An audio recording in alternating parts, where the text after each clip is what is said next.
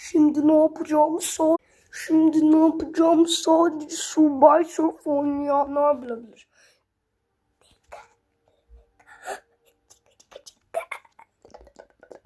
Şimdi Subway Surf'la abone olup bakar mısın? Ya bu da neden prim kasıyor?